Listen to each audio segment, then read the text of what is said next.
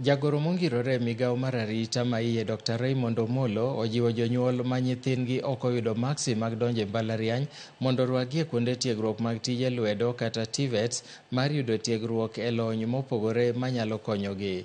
Dr. Omollo koni sirkal mar Kenya Kwanza ni koda chenro makare mar gero kuonde kendo ting'o malo rang'iny mar somo e kuonde tiegruok mag tije lwedo nikech mago e kuonde ma rowere nyalo yude lony mar konyogi e ting'o malo ochumi mar piny Kenya.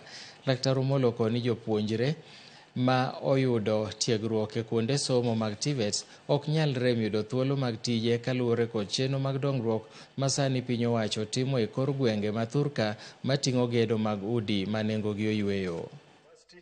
To nitiere technical and vocational colleges iluongo ni TVET mondo gibed ni ginyalo bedo nyithindo manyalo jitegemea.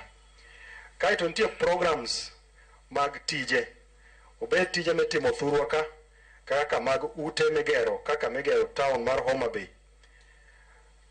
obed tije ma inyal tim kata ka okadho kuom tiyo gi technology masani. Ni nyathi nyalo bedo ae kor gweng' ka to dhi kama nitiere digital hub to onyalo yudo kaka kadwe rumo kata ka juma rumo to en gi yuto makare.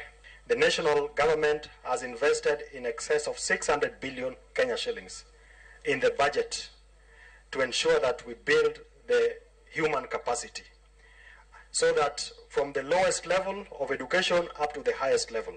And there's a lot of emphasis on TVETs.